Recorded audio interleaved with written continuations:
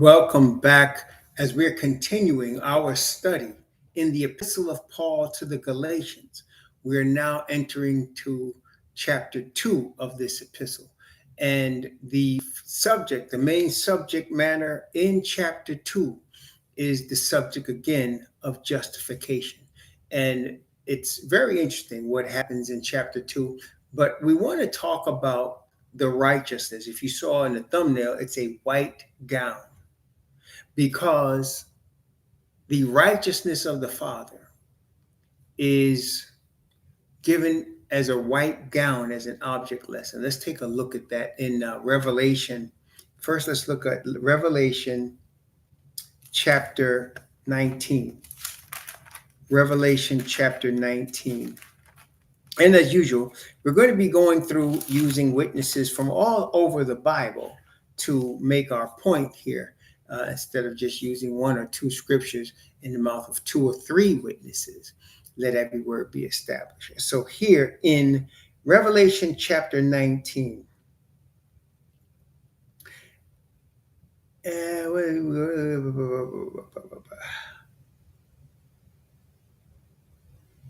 I'm going to begin at verse 7. Revelation chapter 19, verse 7. I'm going to read verse 7 and 8. Revelation chapter 19, verse 7 and 8. And then I'll read verse 11 through 14 as well. Revelation chapter 19, verse 7 and 8. Let us be glad and rejoice and give honor to him, him being, of course, the Father. For the marriage of the Lamb is come, and his wife hath made herself ready. And to her was granted that she should be arrayed in fine linen, clean and white. For the fine linen is the righteousness of saints. So the fine linen that's clean and white is represented by the righteousness of the saints, clean and white, without spot, without wrinkle, or any such thing. Right? Revelation 19, verse 11 down to verse 14. And I saw heaven opened, and behold, a white horse. And he that sat upon him was called Faithful and True. And in righteousness doth he judge and make war. His eyes were as a flame of fire, and on his head were many crowns. And he had a name written that no man knew but he himself. And he was and he was clothed with a vesture dipped in blood. And his name is called the Word of Yahweh. And the armies which were in heaven followed him upon white horses, clothed in fine linen, white and clean. So what makes the bride is that she's clothed in white, which means she's clean. And it's a garment of righteousness. Again, let's go to another scripture. That would be Isaiah chapter 61. Isaiah chapter 61.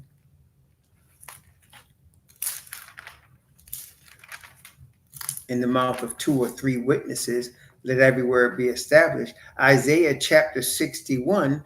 Let's look at what we are going to be in the kingdom. I'm going to begin at verse 7 and go down to verse 10.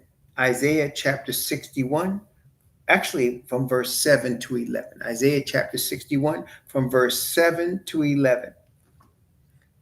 For your shame ye shall have double, and for confusion they shall rejoice in their portion.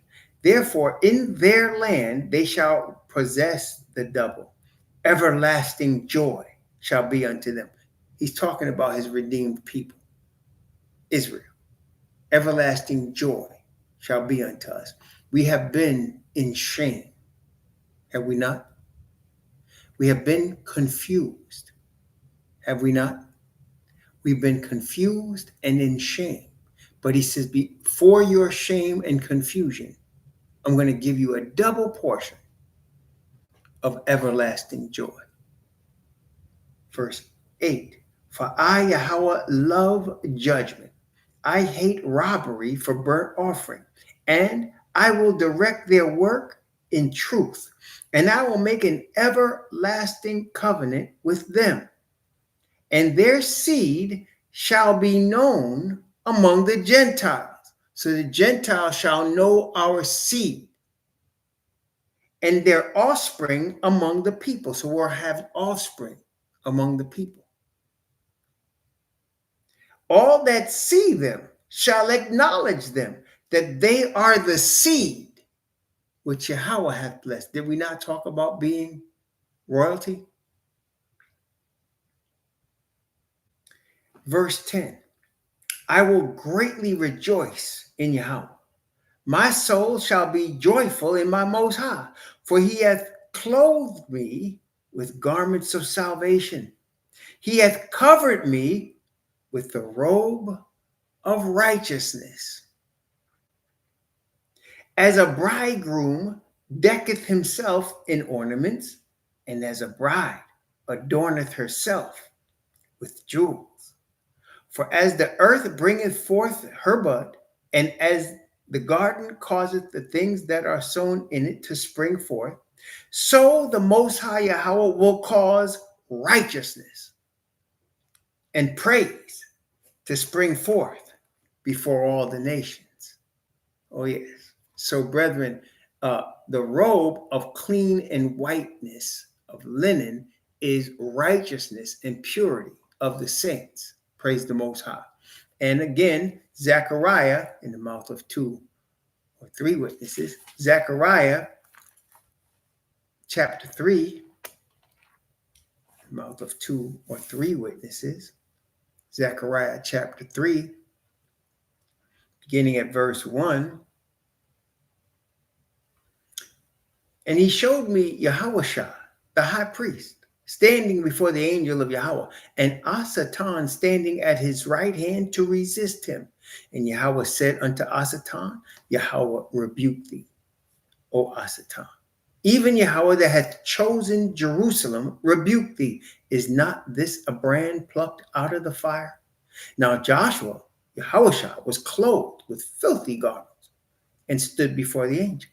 And he answered and spake unto those that stood before him, saying, Take away the filthy garments from him. And unto him he said, Behold, I have caused thine iniquity to pass from thee, and I will clothe thee with a change of raiment. And I said, Let them set a fair mitre upon his head. So they set a fair mitre upon his head and clothed him with garments. And the angel of Yahweh stood by. So the filthy garments representing our iniquity are taken from us and replaced with a righteousness of clean and white robe. Again, let's go back to Revelation. Let's go back to Revelation. This time, Revelation chapter 4. Revelation chapter 4.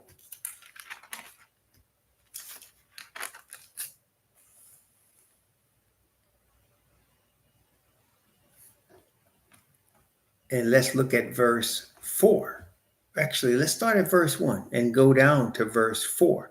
Revelation chapter 4 from verse 1 down to verse 4. After this, I looked, and behold, a door was opened in heaven. And the first voice which I heard was as it were of a trumpet talking with me, which said, Come up hither, and I will show thee things which must be hereafter. Immediately I was in the spirit, and behold, a throne was set in heaven, and one sat on the throne. And he that sat was to look upon like a jasper and a sardine stone. And there was a rainbow round about the throne, in sight like unto an emerald. And round about the throne were 24 seats.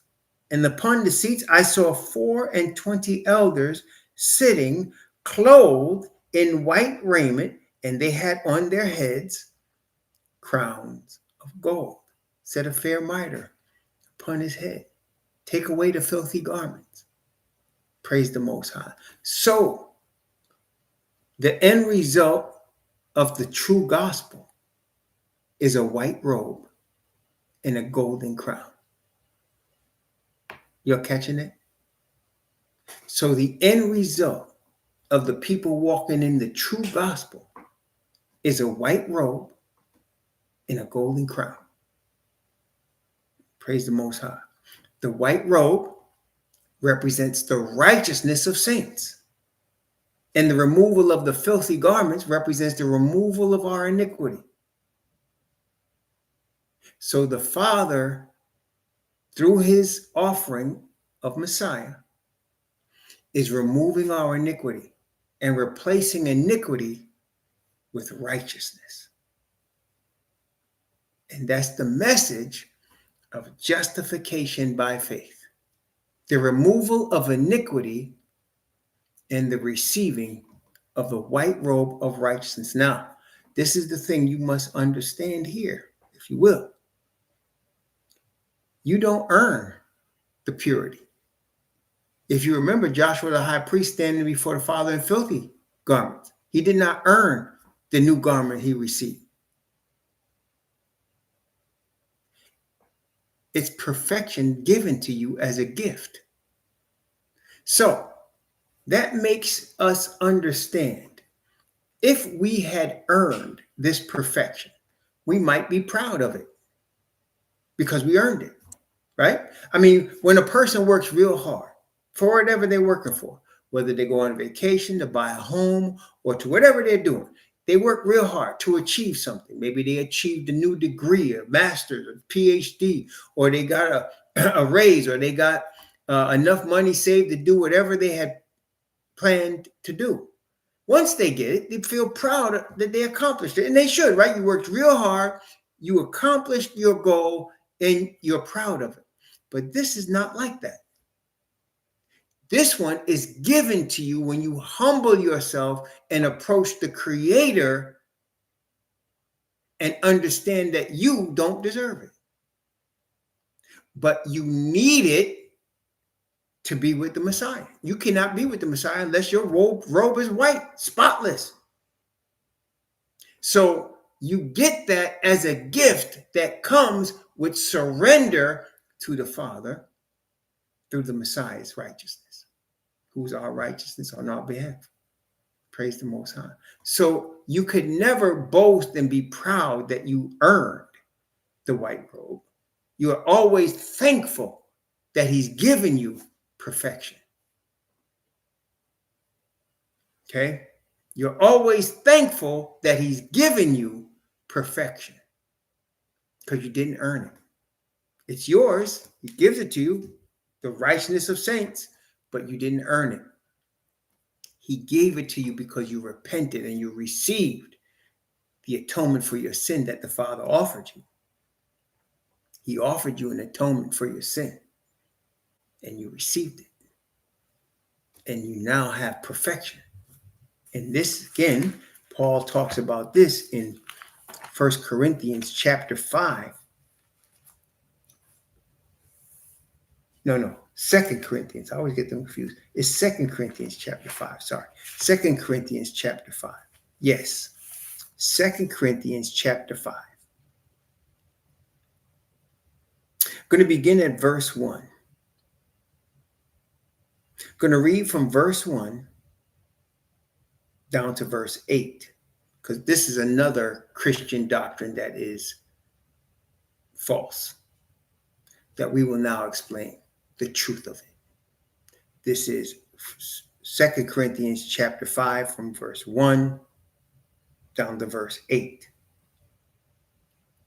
For we know that if our earthly house of this tabernacle were dissolved, we have a building of Yahweh, and house not made with hands, eternal in the heavens. What is he talking about here?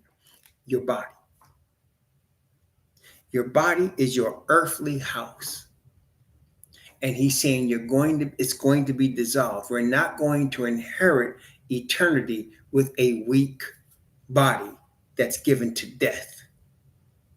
We're going to inherit eternity with a new body that will never die, that will never get old, that will never decay. So he says, we know that we are going to get an eternal one in the heavens. Verse 2. For in this we groan, earnestly desiring to be clothed upon with our house which is from heaven. So we're groaning while we get old. If you live long enough, you're going to die of old age. But in the kingdom, there'll be no old age. There'll be no death. There'll be no decrepitness or sickness or anything that causes you to die. You'll be eternally youthful in the kingdom. Verse 3, if so be that being clothed, we shall not be found naked. And that's how the Bible describes this. What Messiah said when he talked about the Laodicean church. He said, I counsel thee to buy of me gold, that thou mayest be rich, and white raiment, that thou mayest be clothed. Because the clothing of perfect righteousness covers the nakedness of our iniquity. Everything is naked and open before the Father. So the perfection of righteousness covers our nakedness. You see, Adam was naked, but he wasn't embarrassed when he was naked because he was covered like his father. He was made in the image of his daddy, was he not? And the Bible says Yah is light, and in him is no darkness at all. So Adam wasn't just clothed in white, he was clothed in light. He was covered. His clothing was light. And when he lost the light, he was found naked and he was embarrassed, which is why we now wear clothes. That's why we're not supposed to be walking around naked. There are actually cults that believe we should all be walking around naked because that's what Adam did. Adam was clothed with light. And sin made us embarrassed so that our nakedness appeared. And now the Father is saying, I will cover you with light of a white robe, and you will not be embarrassed anymore. Your nakedness is going to be covered. Okay? Verse 4. For we that are in this tabernacle do groan, being burdened, not for that we would be unclothed, but clothed upon, that mortality might be swallowed up of life. Verse 5. Now he that wrought us for the self-same thing is Yahweh, who hath given unto us the earnest of the Spirit. That is the down payment of what's coming later. Praise the Most High. Therefore, we are always confident that whilst we are at home in the body, we are absent from the master. For we walk by faith, not by sight. We are confident, I say, and willing rather, to be absent from the body and to be present with the master. And this is where Christianity says, he died and went to be with the Lord.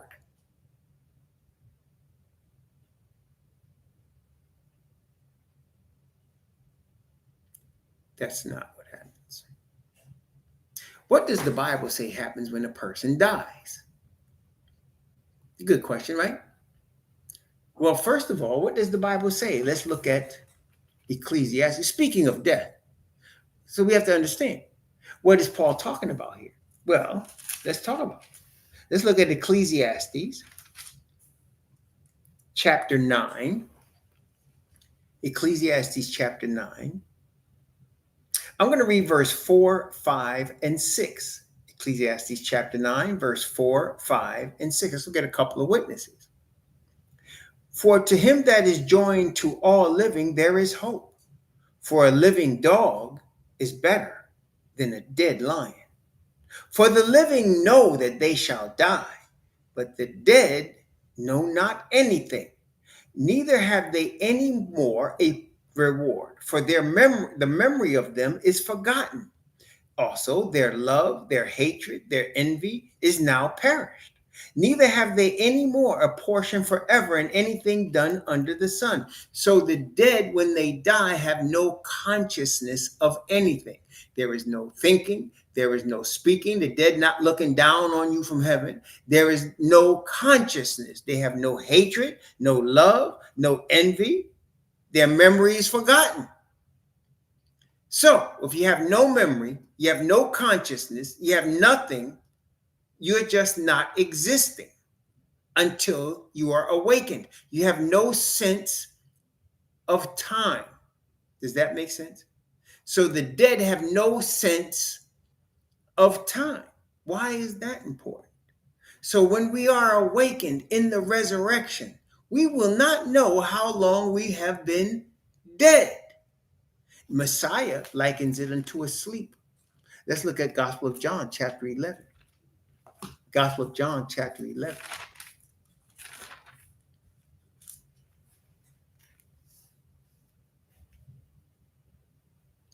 Gospel of John, chapter 11, verse 11 down to verse 15. Gospel of John, chapter 11, from verse 11 to 15.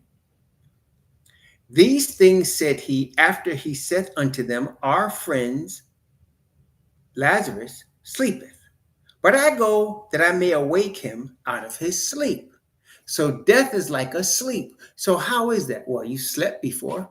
Have you ever been so tired, working so hard, or had such a long day that you just fell out, or you just fell out asleep and then you woke up and you had to look at the clock to know what time it is, right? Because you don't even know how long you've been sleeping. If you was in a deep sleep, like you got real tired and you just fell out in your bed or on the couch and you was just out and then you woke up, and especially like if it was daylight when you slept, when you fell asleep, the sun was still up, but you woke up and the house is dark. Now you really don't know how long you've been sleeping. You got to look and find a clock. What time is it? How long I've been sleeping? And you ever wake up and ask somebody that? Man, how long was I out for? That's death. Your love, your hatred, it's all gone. There's no sense of time. You're just out. And then when you are awakened, you don't know how long you've been sleeping. You are dust. You became dust. And people think because the Father take the breath out your lungs back, that somehow the breath sees and talks and speaks. It doesn't. It just goes back to him who gave it to you. That's not you up there. That's your breath. And when he's ready to put it back in you, he can and make you come back. And you'll be asking, how long was I asleep? You won't know whether it's 1 year, 100 years, 1,000 years, 2,000 years. You won't know. Because to you, it was just a split second. Why? Because you had no consciousness of time. You were dead. And you are being brought back to life. And you had no consciousness of how long you were dead. Our friend Lazarus sleepeth, but I go that I may awake him out of his sleep. Then said his disciples, Master, if he sleep, he shall do well. Howbeit Yahushua spake of his death. But they thought that he had spoken of taking a rest and sleep. Then said Yahushua unto them plainly, Lazarus is dead. And I am glad for your sakes that I was not there, to the intent that ye may believe. Nevertheless, let us go unto him. They still didn't get it. Because waking somebody from the dead, they just couldn't even conceive of that. Okay? So when you die, your next thought, the next thing you actually see and experience is Messiah. But you won't know how long it's been from the moment you died to the moment you see Messiah in your new body, clothed upon with your new body. You're just going to be, and you're going to be right in front of him. And you won't know how long. To you, it was just a second. To all the prophets and apostles from the past that have been dead for, we know now, hundreds and hundreds of years, to them, it's just a moment. Just a moment. And they're going to be clothed upon. So to be absent from this body is to be present with the Messiah, because that's the next thing you see. Does that make sense, y'all? To be present in this body that's decaying is to be absent from the presence of Messiah, because you won't see it. Obviously, you're in this body. And the only people that are going to go from this body to present with Messiah are those that are going to be like Elijah or Enoch, translated. without seeing death. Who is going to be translated without seeing death? The people that belong to Father Yah that are alive when the Messiah returns. They will not see death. But everybody else is going to be resurrected. If you're going to be among the righteous, you're going to be resurrected, and you're not going to know. All your loved ones that are asleep right now would not know how long they've been dead. They're just going to awaken, and they're going to have just died. But if they were old, my daddy was old and sickly, he will not be old and sickly when he awakes. He's going to be clothed with a new body in a white robe in brightness, and he's going to be amazed at what he sees because he just died in a sick bed. But he's not going to awaken in the sick bed. Praise the Most High. That's what I do. When I go to see his grave, I kneel down and pray to the Father. I thank you, Father, that you, for the hope of resurrection, that you're going to resurrect my daddy. He's coming up out this grave. I say that. He's coming up out. You coming, Pops, you coming out that grave.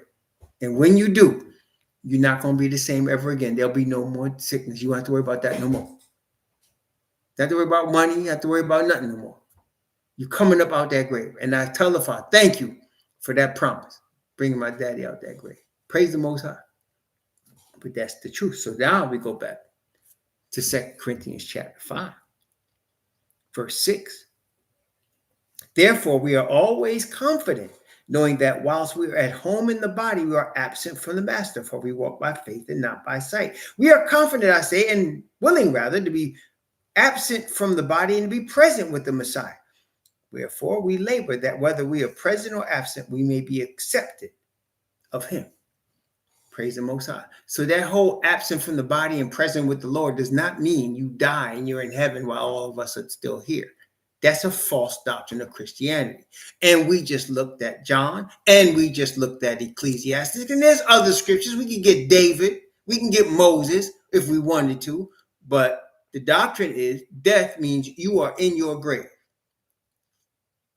And then when you get ready to get resurrected, hopefully in the first one, you have a new body, clothed in light and white righteousness, and you'll be seeing Messiah.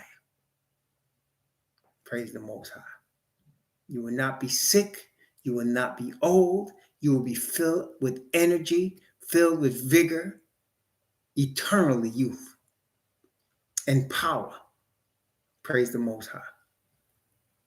That's what this scripture is talking about. So you're clothed upon with a white robe of righteousness. You're clothed upon with eternity. Praise the Most High. And that's why he can confidently say in Isaiah, righteousness will spring up from in front of all nations. That's what he's talking about, the resurrection. Righteousness will spring up in front of all the nations. Everybody's going to see it. See, everybody's going to see it. It ain't going to be, and that's another false doctrine, the secret rapture, false doctrine. Everybody's going to see it. He ain't doing it in a corner in secret. Everybody's going to see it. Even the lost going to see it. Every eye shall see him, and those also which pierced him. Everybody's going to see it. Praise the Most High. The whole secret rapture doctrine of Christianity. The brainwashing is amazing. And it's because they don't read the scriptures. And it's because they're trying to read it and act like they're supposed to be leading. They're not leading. The heathen ain't leading nothing except to hell. They ain't leading nobody nowhere. You better grab you a Hebrew and hope he's willing to teach you.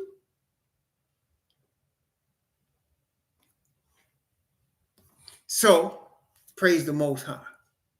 Okay, so now, with that in mind, let's go to Galatians chapter 2. Galatians chapter 2. Again, understanding the dynamic of what's going on here. So, you have Pharisees that believe in the Holy Messiah. They believe that Yahushua of Nazareth is Messiah. You have Pharisees that receive that, including Paul, right? But they now have their own stuff to unlearn, just like we understand. Look, when you come to the truth of the word, right? I mean, I know almost everybody in this room I don't know about those just listening, but everybody in this room, you've been reading the scriptures, right? You've been reading the scriptures from Genesis to Revelation. And if I can bear witness, if I can be so bold, if you can excuse me, you found out stuff that you learned that you didn't know before. And you realize there's stuff that you've been taught as a Christian that you need to get rid of. So you're learning and unlearning. And it's not something that happens right away. It takes time. It takes time. You first got to receive it. And you still like bugging about it. Like, you mean I ain't got to give money to the church? Because your conscience was so sick. You got to give the 10%, the Lord going to bless you. The 9/10 is going to be bigger than the 10/10. And you just caught that and you was running with it. I seen, like I said, I never forget. I was managing in the bank when sisters would come in. Their accounts be having $1 in it. And they say, can you waive the fees? I'm getting ready to write a tithe check to my church. I said, write a tithe check with what? You got $5 in your account. I got to return my tithe. And I was like, well, wait, tithe is an increase. You ain't got no increase. You got $5. Don't worry, the Lord's going to bless me, repeating what they pimp pastor told. See? So there's an unlearning that comes. Okay. Or, man, I don't know. I hear you, man, but I like that bacon in the morning. I like that sausage and eggs every morning. My grandfather's, we've been eating sausage and eggs with grits. I don't know if I could give that up. Unlearning what you've been doing, what you've been taught. What you going to get for Christmas this year? Unlearning what you've been taught. Okay, unlearning. There's a lot of unlearning because it's been ingrained. You were born into a system. This system is from the beginning of your existence brainwashing you. From the beginning of your existence, soon as you are conscious, it's brainwashing you. Okay, and so when you awaken, you look at the word and the Spirit of the Most High is awakening you. Now you be like, wait a minute. Then the questions be like this. Well, Dad, my mama makes a ham every Christmas. We all get together. What am I going to do? See, now you're thinking, how am I going to handle this? You know, what am I going to do? She makes the ham every year. We all get together, the family tradition. What are we going to do? That's the kind of questions you start thinking when you're awakening, right? That's different. It's not a no-brainer anymore. It's not a no-brainer, right? You're thinking now. Why? Because Most High is telling you. It's a false God. Santa Claus is a false God. The Messiah wasn't born on December 25th, and Santa Claus is a false God. Or you've been going, your mama went to the Baptist church around the corner. You've been going all your life. It's part of your whole existence. And y'all been singing them hymns. And all along, none of it is true. And you be like, what am I going to do? Man, my grandmother used to take me to that church every Sunday. I love my grandma. What are you going to do? And you know, you got to follow the Father. You got to follow the Spirit. The spirit of conviction. The spirit of conviction by the righteousness of the Father. You're going to follow that. But now you got to unlearn. And you start going through a process of learning and unlearning. It could take many years. So I mentioned all that to say, you got Pharisees. You got to think of them in the same way. So all of the apostles were raised in the Sanhedrin way of religion. All of them. Paul, all of them, John, they were all raised in the Sanhedrin way of religion. And just like some of us, they sat and they saw inconsistencies. They saw hypocrisies. They felt like something was wrong. They just didn't know what it was, but something wrong. Just like you and I, we sitting in these Christian churches and seeing these pimps and seeing these people do all this stuff and seeing all that gossip. And we know something is wrong, but we can't put quite a finger on it. You know why? Because we ain't read the word. Well, for the apostles, the word showed up. First, it was John the Baptist. John the Baptist bringing the word and telling them he said, oh man, this man must be the Messiah. You hear how he's preaching?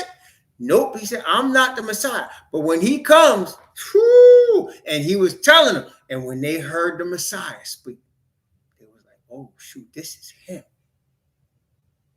And they began, what did the Bible say what they do? They searched the scriptures daily to see whether those things were so. They searched the scriptures daily to see whether those things were so. Huh. What are you doing? You're searching the scriptures daily to see whether those things are so. And so the Pharisees were still in the midst of unlearning. Peter too. Because the Pharisees have been teaching the people don't have anything to do with the Gentile. Don't even go in their house. They lost. Don't even go in their house. And definitely don't eat anything they cook. I don't care if they claim it's clean or not. Don't eat it. It's from the Gentiles. That is what the issue was when they talk about food in the New Testament, because the Gentiles weren't trusted by the Hebrews. That's like saying like this. You only eating kosher food. You only eating organic, right? So you're not eating nothing that's not organic. So what happens if you only eating organic? Well, then somebody cook you in their house and they make chicken for you. And you're going to say, well, I don't know if I'm going to eat this, man. Is this organic? Or this got the hormones and stuff in it? Because I don't want it if it got the hormones and I'm not eating it. Now, you going to do that? But that's what people do, right? You having a steak. Is this organic? Is this grass-fed organic steak? I don't know if I'm gonna eat it. They invited you to eat at their house. They cooked the steak for you. They said, oh, I know you don't eat no pork, so we made you a steak. Oh, good. And you thinking, but is it grass-fed organic or is it the one they put all them damn hormones in? But see, you don't ask the question for conscience sake. Does that make sense, yo? You don't ask the question. Why? Because you don't want to offend them. They don't went through the trouble of making you a steak. I don't know if it's grass-fed or not. But see, at that moment, their conscience is saying, I'm trying to do right by you.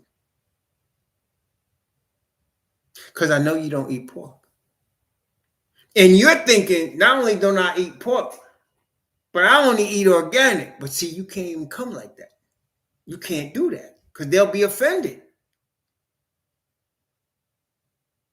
That's what all that was about. That's what all that was about. So that is why when Peter gave the word to Cornelius and his brethren and his family, and they stayed there, when Peter came back, they said, you stayed in the house of a Gentile and you ate with them. That's what they were saying. That's Pharisee stuff, see? So you got to unlearn that, and that's what Paul was trying to teach. Unlearning that and learning what we talked about here. These people want to come to the truth. They want to be among us. They understand they're not going to eat. See, unlike Christianity, they understand they're not eating pork. We didn't have to teach them that.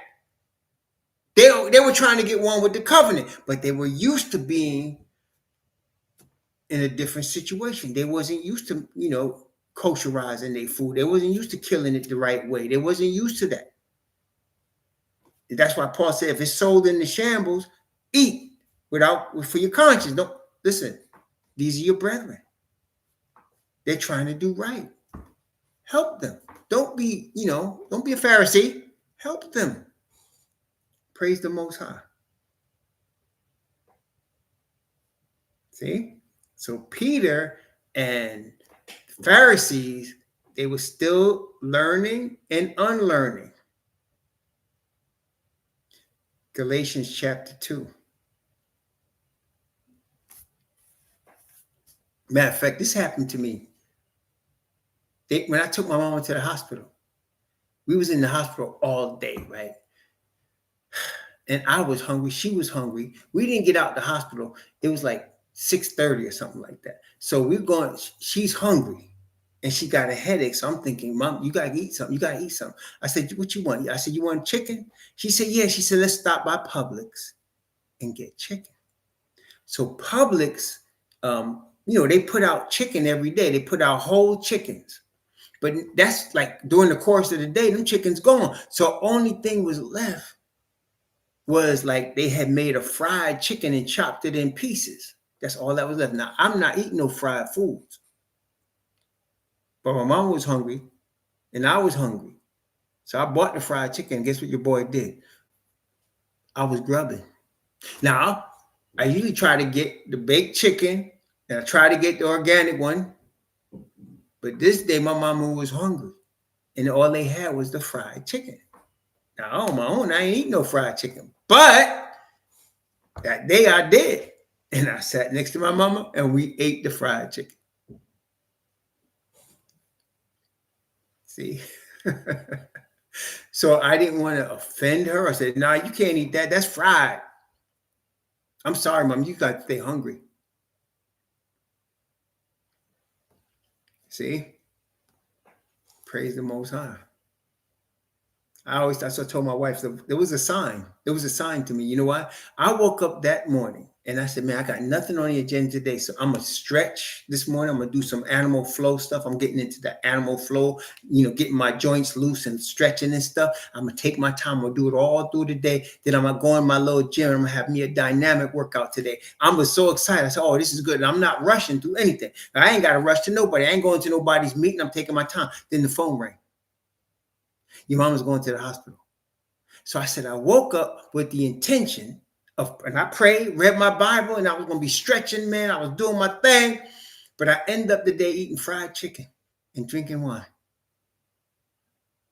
Father, tell me, see, you got plans. But I had other plans. That wasn't my plan, see? But that's what happened. That's what happened. See, he showed me, you got plans. I got other plans. And he showed me and my wife another sign the next day. He's showing us, you making plans. I got other plans. Praise the Most High. Galatians chapter 2, beginning at verse 1. So Paul receives the message of the revelation of Messiah. He is convicted. He receives the holy wind. And he's moving in the direction where he's supposed to go to the Gentiles. He didn't confer with man because he received it from the Father. Exactly. Galatians chapter 2, verse 1. Then he says, 14 years. That's a long time, isn't it? He said, then 14 years after, I went up again to Jerusalem with Barnabas and took Titus with me also. So he goes up to Jerusalem. Barnabas is a Levite priest. Titus is a Gentile. Okay, an uncircumcised Gentile. That's Titus. Titus is a Gentile. Barnabas, which means son of consolation, Barnabas, he's a Levite priest. So they go up to Jerusalem. Okay. And I went up by revelation and communicated unto them that gospel which I preached among the Gentiles, but privately to them which were of reputation, lest by any means I should run or had run in vain. So now he's going to the brethren. This is 14 years later. He's going to the brethren. This is what we preach, and I just want to talk to y'all. This is what we teach. Verse 3. But neither Titus, who was with me, being a Greek, was compelled to be circumcised. So they went up there, and the Pharisees like, how are you going to bring this uncircumcised brother here? You know he need to be circumcised. He's going to be with us. But Titus wasn't convicted that he should be circumcised. And Paul wasn't convicted that he should be circumcised. But the Pharisees were. And they were trying to push their conviction on Titus and Paul. Don't push your conviction on people.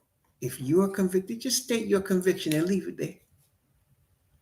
They were trying to force the brother to be circumcised. He wasn't the bloodline. Circumcision is for Abraham's bloodline. Titus wasn't the bloodline. He was Greek. He was a white boy. And they brought him up there with the brothers. And the brothers said, son, you need to be circumcised. Paul said, nah, I don't think so. Okay, wait, verse 4. And that, he says, because of false brethren, unawares, brought in, who came in privily to spy out our liberty, which we have in Messiah Yahushua, that they might bring us into a bondage. Man-made religion is what? Bondage. So, let's talk about it in terms of circumcision. Abraham was given circumcision as a sign, as Paul would say, of the righteousness he had by faith. But the circumcision was only for the bloodline. It was not for Gentiles, which is why in Acts 15, they told the Gentiles, you don't need to be circumcised. But then in Acts 16, Timothy is circumcised because he's a Hebrew. Okay, so the Hebrews are supposed to be circumcised, the bloodline. The non-bloodline don't need to be circumcised. Okay, so now if you, as a Hebrew or a non-Hebrew, you start doing things that you are not told to do by the Father's word, that becomes bondage. Whenever man creates religion, it is the very definition of bondage. Any man-made religion is bondage. Bondage to what? Sin. Man-made religion cannot take sin off you. That's why the Messiah say, if the Son shall set you free, you shall be free indeed. And they say, well, Abraham, we're never in bondage, liars. But he said, he who commits sin is the servant of sin. So if you are in man-made religion, you will never be free of your sin. Because man-made religion cannot free you from your sin. Only the Messiah from the Father can free you from your sin. And even that is the holy breath coming to you, can free you from your sin. That's the only way. There is no Christian church on the planet that could take away your sin. There is no Christian church on the planet that can offer you absolution from what you've done. There is none. Only your heavenly Father, through the Messiah, can offer you absolution for what you did. Only he can cause your sin to be taken away. He's the only one that could do it. Which is why it is a waste of time to seek man-made religion. A waste of time. It can't do nothing for you. You might be able to get some fellowship with people in the church, eat together and fellowship and hang out in terms of human connection. But in terms of salvation, there's nothing they could do for you. You hear what I'm saying? You might be able to hang out with somebody, meet a friend, and y'all could become friends. That's cool. And a lot of people go to church for that purpose. They're not really going to church for salvation. They're going to church to have connection, a human connection. That's what that's about for a lot of folks. It's just a human connection. And all right, cool.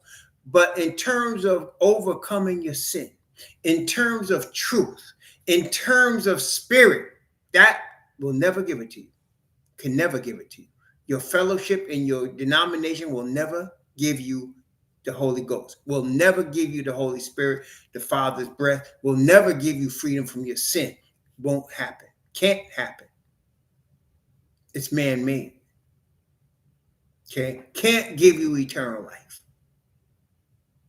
Can't make you free. So he said, they came in secretly.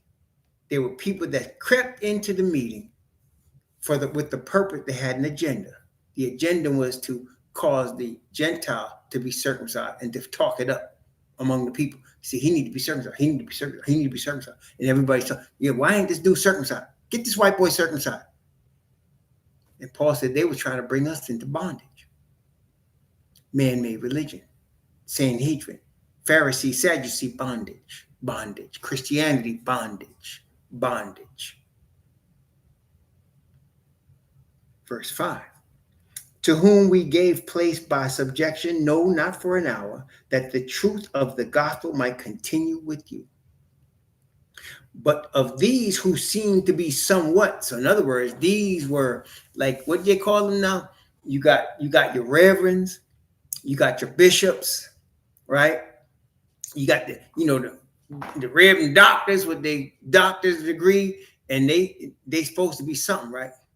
He said, these who seem to be somewhat whatsoever they were, it maketh no matter to me, Yahweh accepteth no man's person.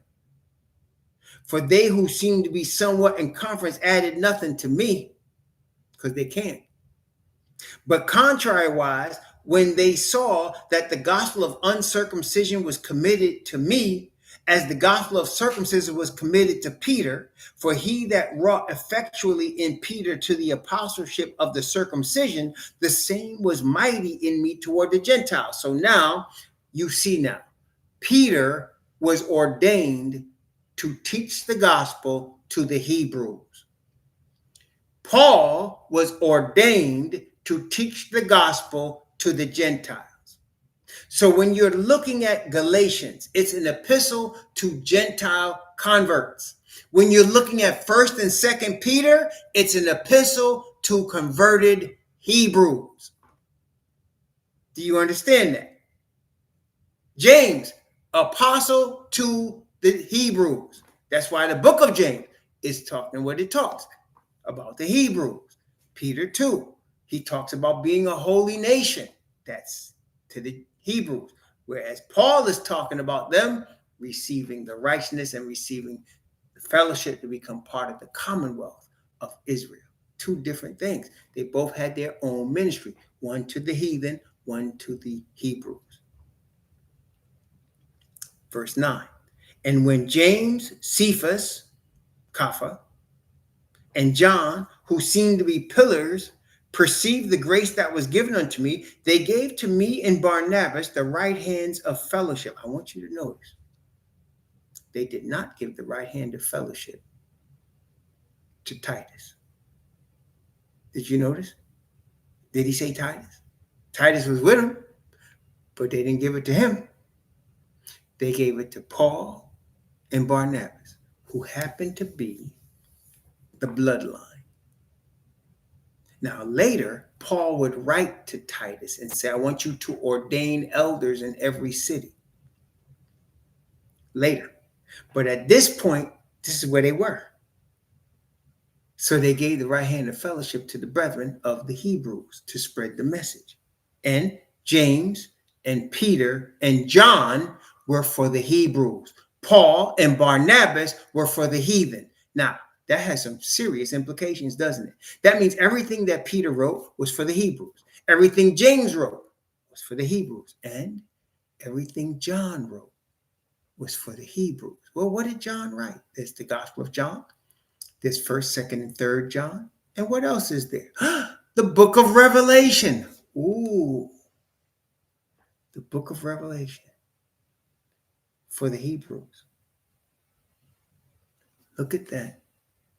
Look at that. My. So now they gave the right hand of fellowship to him and Barnabas, the right hand of fellowship, that we should go unto the heathen and they unto the circumcision. Are we clear on this? Do we understand that Peter, James, and John, their ministry, their ordained ministry was to the Hebrews?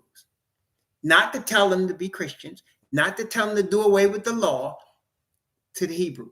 The ordained ministry of Barnabas and Paul, and then, of course, later Silas, was to the heathen, the uncircumcised. Okay? Verse 10. Only they would that we should remember the poor, the same which I also was forward to do. Now, he's going to rebuke Peter. But when Peter was come to Antioch, I withstood him to the face because he was to be blamed. Paul was not having it. He came straight in the homie and came straight up. He wasn't whispering to no third party about what he thought. He came to Peter and said, listen, bro, we got to talk, man. Withstood him to the face. Because he was to be blamed. Well, what did the brother do? Verse 12. For before that certain came from James, he did eat with the Gentiles. But when they were come, he withdrew and separated himself, fearing them which were of the circumcision. So he was eating with the Gentiles. But when his brothers came from Jerusalem, James and John, he's like, no, I ain't eating with them. I ain't eating with them. And Paul caught that hypocrisy and said, what? What you mean you ain't eating with them? You sure was eating with them. No, yes, you was. See? So they are still unlearning and learning, including Peter. Okay? Learning and unlearning. Okay? Verse 13. But the other Hebrews dissembled likewise. And the other Hebrews dissembled insomuch that Barnabas was also carried away with their dissimulation. Dissimulation means hypocrisy. Hypocrisy. So Barnabas, who is supposed to be with Paul, ministering to the Gentiles, was trying to act like he wasn't eating with them because his brothers from Jerusalem came. And Paul's like, we're gonna nip this in the bud right now. Praise the Most High. Verse 14. But when I saw that they walked not uprightly according to the truth of the gospel, I said unto Peter before them all, if thou being a Hebrew, livest after the manner of Gentiles and not as do the Hebrews, why compellest thou the Gentiles to live like Hebrews? So if you were living with the Hebrews and you acting, you eating with Gentiles, why are you acting like something wrong with the Gentiles? You eat with them. What's up? Verse 15. That's like a Hebrew. That's like a Hebrew falling for a converted child of Yefet and then saying we should stay away from Yefet. You hear what I'm saying? That's like a Hebrew being with a child of Yefet that's converted and then saying we shouldn't have no dealings with. Don't be swirling now. Really? That's right. Right. I ain't saying no names, but yeah, that open rebuke is better than secret. Perpetrating the fraud. Exactly. Perpetrating the fraud. All right. So verse 15.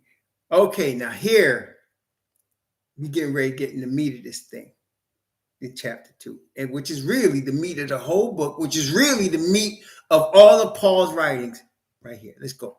This is Galatians chapter 2, beginning at verse 15. We who are Hebrews by nature and not sinners of the Gentiles, we who are the bloodline, knowing that a man is not justified by the works of the law, but by the faith of YHWH Messiah.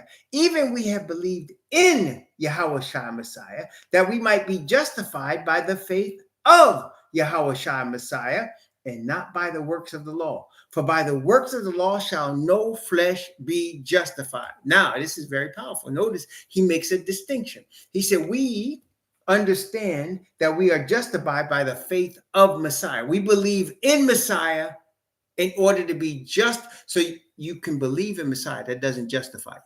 I believe in Jesus. That don't justify you. It's his faith that justifies you. The faith of Messiah. And if you were to look in this verse, look for it in any other translation, any other translation on the planet of the King James Bible, they will say this: we believe in Jesus Christ that we might be justified by the faith in Jesus. But that's not what this says. It says we believe in Jesus Christ that we might be justified by the faith of Jesus Christ. So there's two separate things here. So it behooves us, in order to be justified, to understand what is the faith of Jesus Christ, right? It behooves us, right? Does that make sense? If you want to be declared innocent, you need to be declared innocent, not by being faith in Jesus, but by faith of him. What is that? Is of. I know it sounds like two small things, right? Minute, but it's very important in terms of what the gospel is. terms of what we already read the gospel is, it's related to that. And which means y'all should understand it's related to right. The Father's righteous. Well, let's look at it. Let's look at Paul breaks it down. He don't just leave you hanging like that. Let's take a look. Romans chapter 3. Okay, this is Paul. Romans chapter 3. Well, first of all, before we go, we don't need to go run into all of the witnesses because we saw the garment of salvation in Isaiah. We saw the covering, right? The covering in Zechariah. We saw the Spirit move in Ezekiel, right? So we done seen all that. But Paul gonna break it down for you right here. Romans chapter 3. Romans chapter 3. Romans 3, beginning at verse 20. Romans 3, beginning at verse 20. And I'm going to go from verse 20.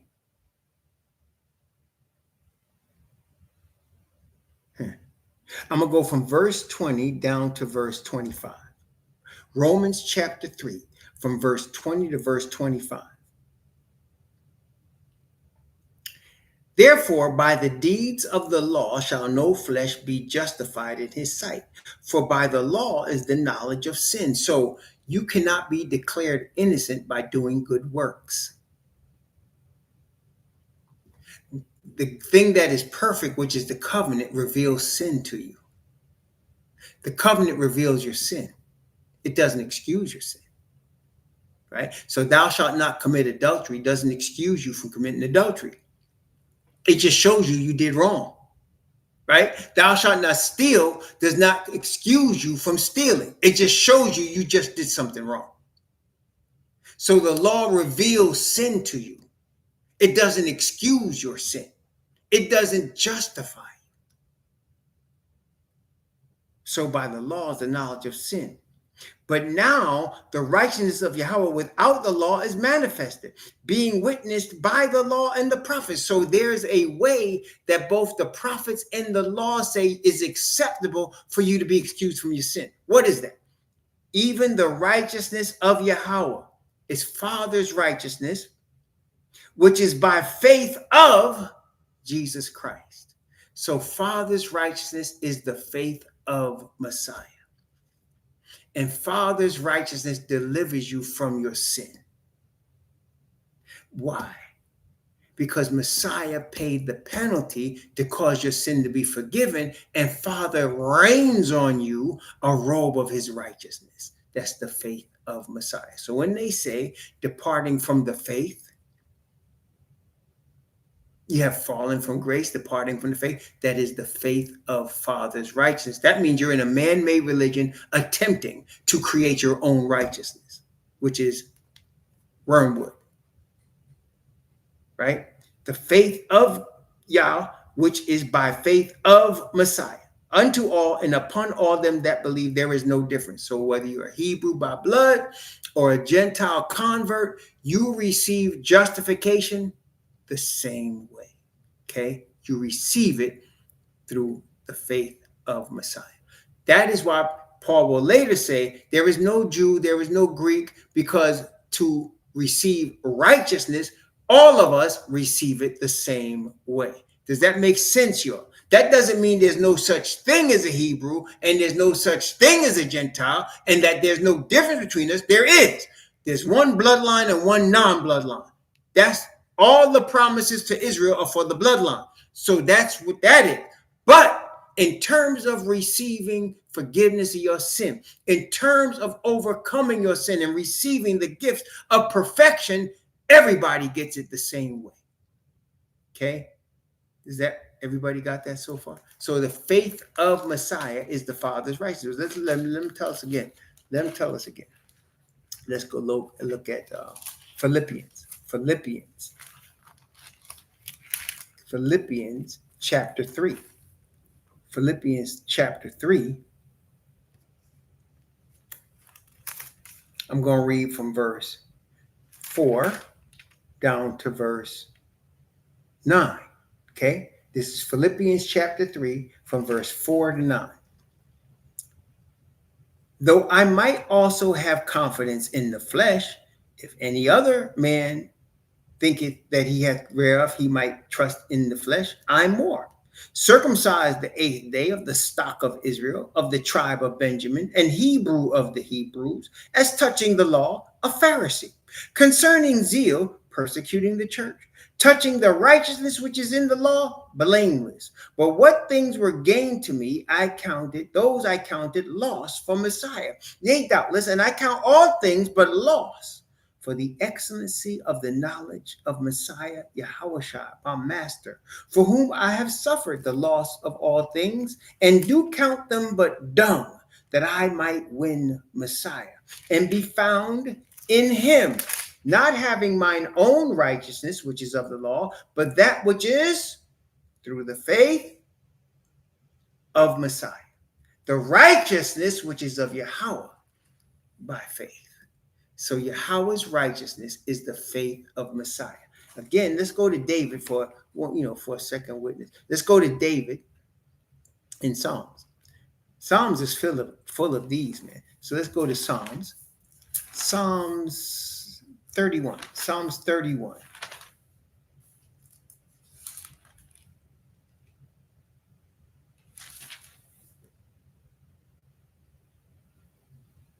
Verse 1.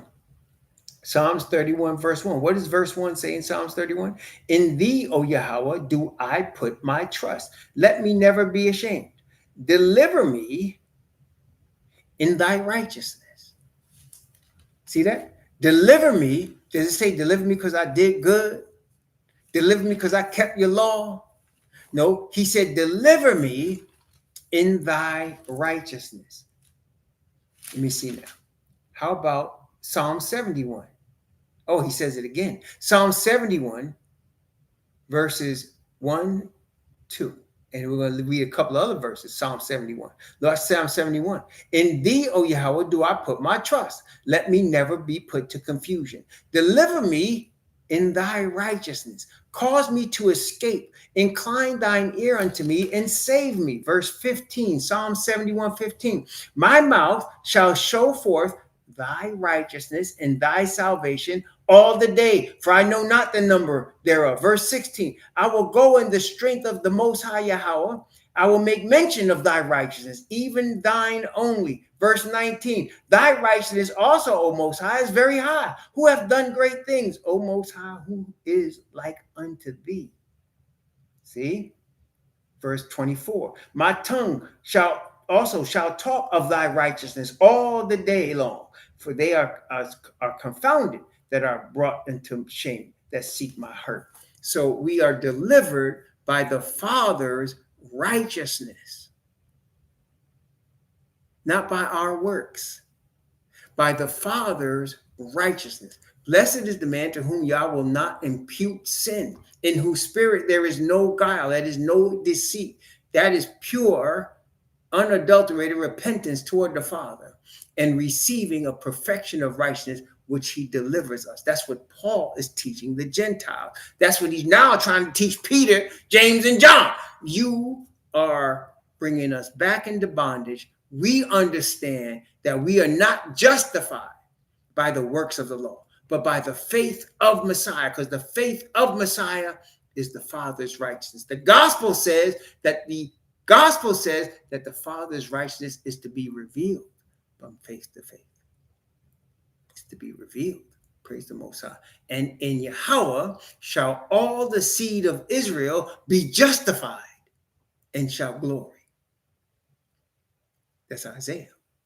So we have Isaiah and David and Paul as witnesses to the righteousness of the Father, which is in the faith of Messiah.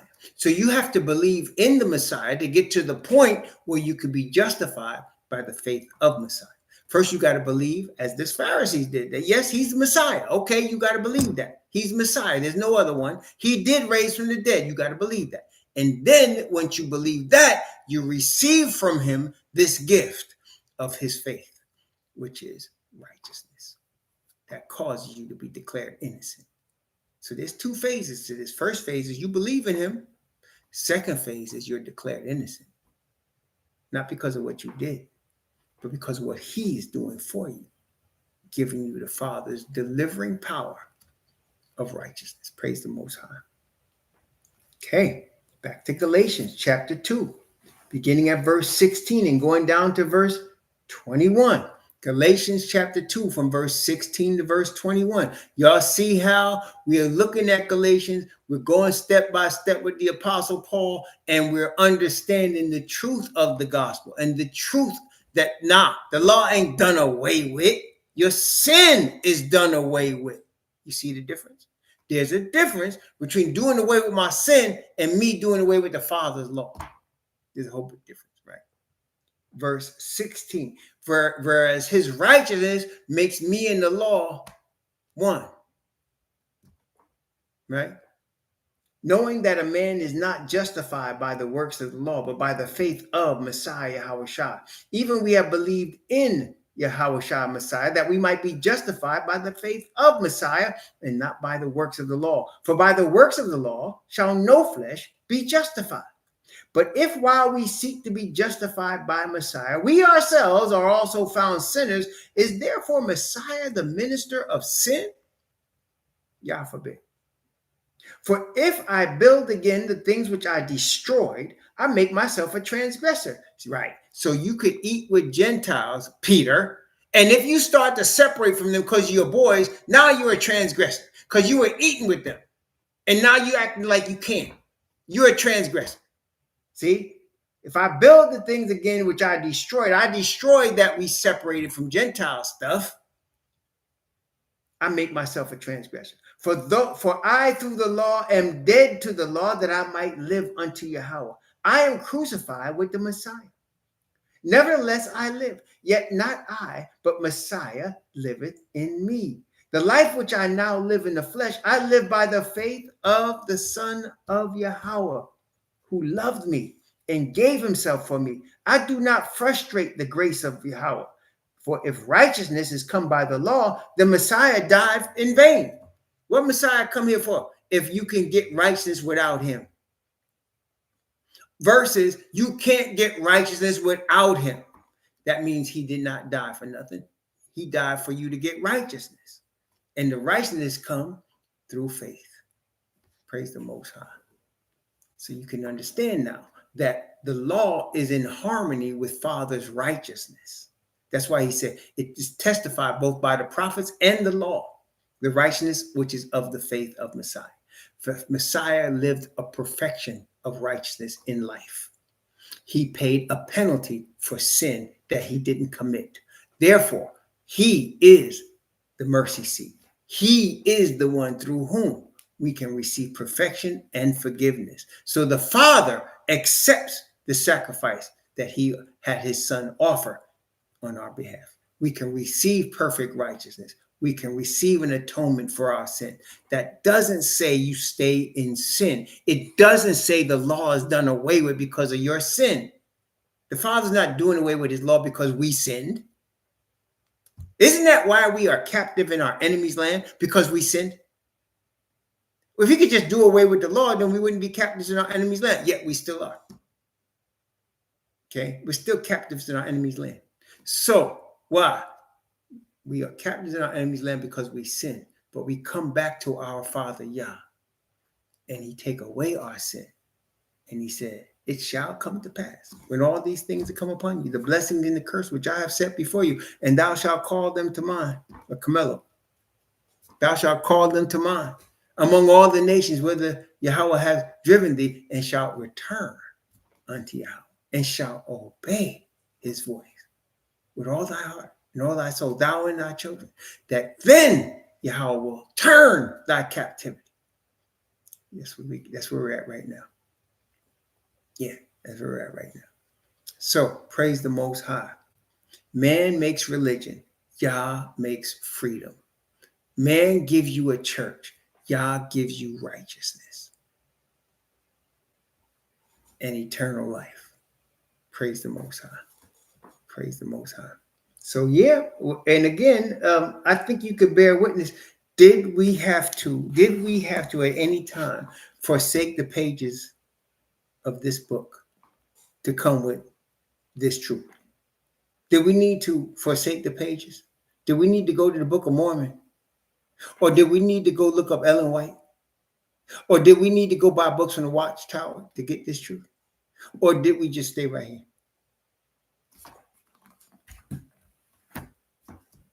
Did we need a catechism? Did we need a catechism? Did we need a Talmud for us to get this truth? Did we need a Talmud? Apocrypha, did we need that? Did we need to go look at Apocrypha to get righteousness? To understand righteousness? Praise the Most High. May the Most High bless you and keep you. May he cause his face to shine upon you and be gracious unto you. May he lift up his countenance upon you and give you peace. Trust in Yahweh with all thy heart and lean not to thine own understanding. In all thy ways, acknowledge him, and he will direct thy paths. Be not wise in thine own eyes. Fear Yahweh and depart from evil. Shalom.